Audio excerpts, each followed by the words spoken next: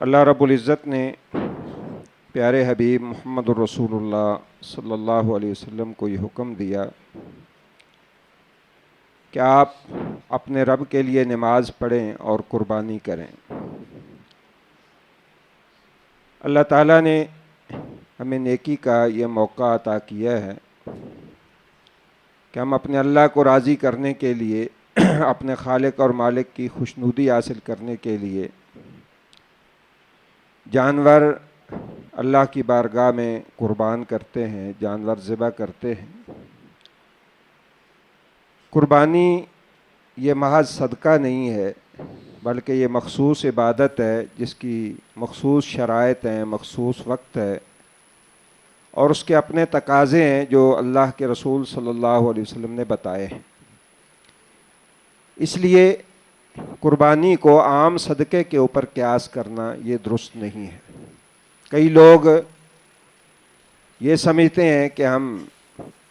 اتنا پیسہ جو اگر قربانی کے اوپر لگانا ہے تو ہم کسی غریب کی مدد کر دیں، کسی محتاج کے کام آ جائیں، کسی بیٹی کی شادی کر دیں، تو اتنا زیادہ جو ہے ہم اس طرف کیوں خرچ کریں؟ تو یاد رکھیں جس طرح حج مطلوب اور مقصود ہے اللہ رب العزت کا، اسی طرح نماز اللہ رب العزت کو مطلوب اور مقصود ہے، بالکل اسی طرح قربانی بھی اللہ تعالیٰ کو مطلوب اور مقصود ہے اور یہ عام صدقہ نہیں ہے، اس لیے کہ اس کا ایک خاص وقت ہے، ایک خاص طریقہ کار ہے،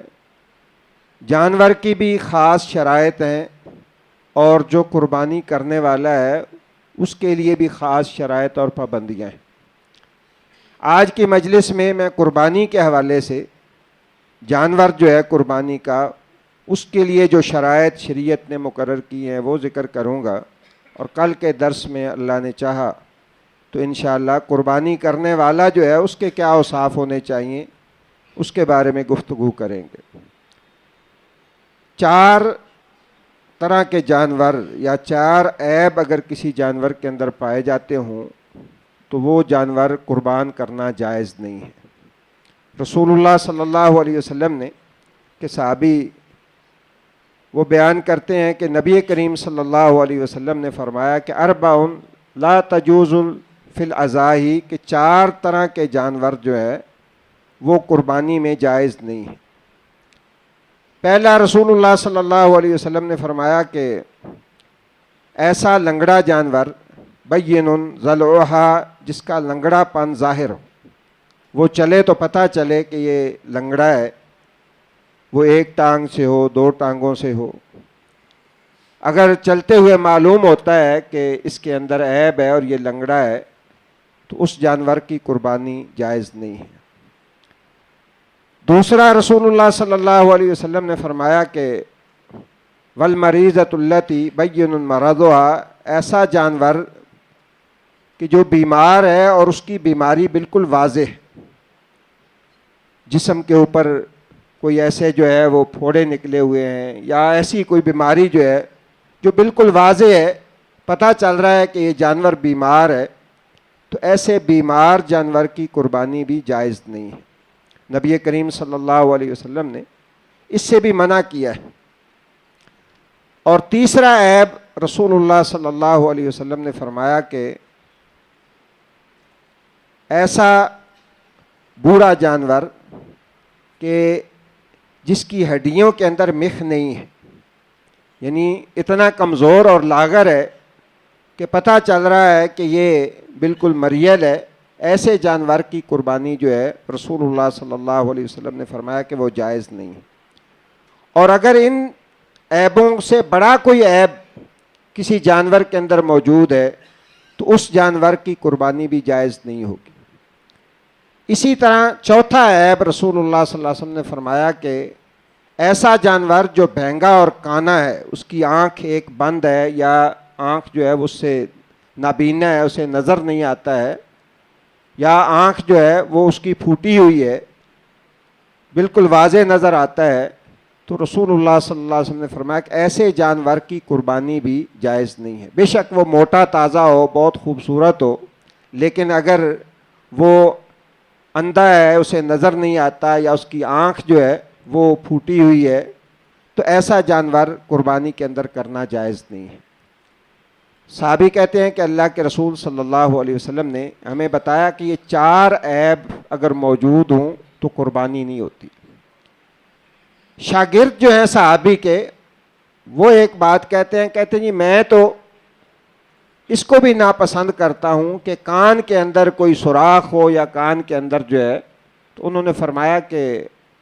داہ ما تکرہ، جس کو تم ناپسند کرتے ہو اس کو چھوڑ دو، نہ وہ قربانی کرو، کوئی دوسرا خرید لو، لیکن ولا تحرمہ علی الناس، لوگوں کے اوپر اس کو حرام قرار نہ دو۔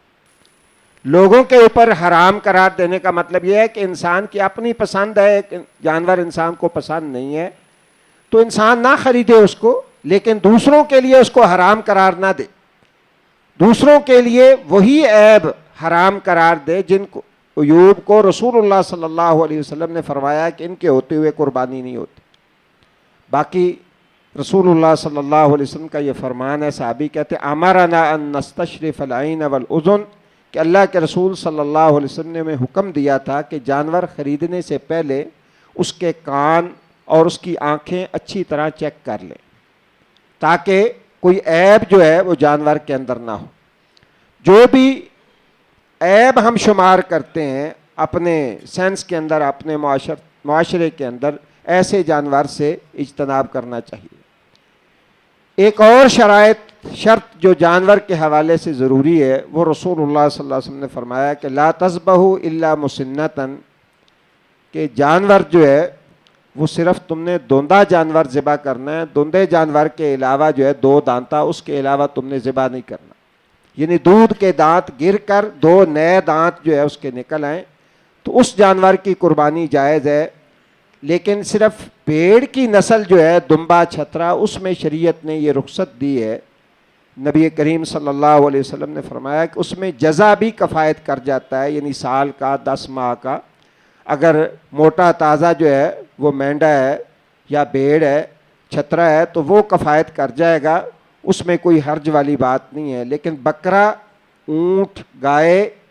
ان کی قربانی میں شرط ہے کہ وہ 2 دانتا ہو۔ بے شک آپ نے گھر میں پالا ہوا ہے، وہ 2 سال کا ہو گیا ہے، لیکن اگر اس نے دانت نہیں توڑے ہیں اور اس کے دودھ والے دانت موجود ہیں تو اس کی قربانی جائز نہیں ہے۔ عمر کا شریعت نے تعین نہیں کیا ہے، بلکہ 2 دانتا جو ہے وہ شریعت نے شرط لگائی ہے۔ اس لیے کوشش کریں کہ 2 دانتوں والا جانور خریدیں اور بغیر عیب کے خریدیں۔ اور یہ بھی ذہن میں رکھیں کہ کچھ لوگ پلاس کے ذریعے دانتوں کو اکھیڑ دیتے ہیں، یعنی بیچنے کے لیے، زیادہ قیمت لینے کے لیے دانت ہل رہے ہوتے ہیں یا ویسے نہیں بھی ہل رہے ہوتے تو ان دانتوں کو اکھیڑ دیتے ہیں، وہ دوندا نہیں ہوتا۔ جب تک نیچے سے دانت پیدا نہیں ہوتے دوسرے، اوپر والے دانت نہیں گرتے۔ اگر نیچے دانت نہیں ہے اور دانت نکلے ہوئے ہیں تو اس کا مطلب یہ ہے کہ انہوں نے جانور جو ہے اس کے دانت خود اکھیڑے ہیں، اس کے دانت اکھڑے نہیں۔ اور نبی کریم صلی اللہ علیہ وسلم نے جس محبت اور پیار کے ساتھ قربانی کی ہے، جس اہتمام کے ساتھ کی ہے، ہمیں اسی ذوق اور اسی جذبے کے ساتھ قربانی کرنی چاہیے۔ اسے بوجھ سمجھ کر، اسے جو ہے وہ ایک یوں سمجھیں کہ جیسے اس دن محترم قاری صاحب نے بتایا تھا کہ لوگ کہتے ہیں کہ ہمسائے جو ہے وہ بخیل کہتے ہیں، اس لیے اب ہمیں زیادہ کرنی پڑتی ہیں۔ نہیں، اپنے اللہ کو راضی کرنے کے لیے، اس لیے کہ یہ شعائر اللہ میں سے ہے۔ قربانی جو ہے یہ اللہ کے شعائر اور اللہ کی نشانیوں میں سے ہیں، اور اللہ تعالیٰ نے فرمایا کہ جو بندہ جس کے دل میں اللہ کا تقوی ہے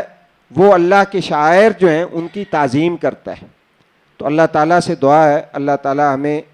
ان چیزوں کا خیال رکھنے کی توفیق عطا فرمائے جن کا رسول اکرم صلی اللہ علیہ وسلم نے حکم دیا ہے، اور ایسے عیوب سے بچنے کی اللہ تعالیٰ توفیق دے جیسے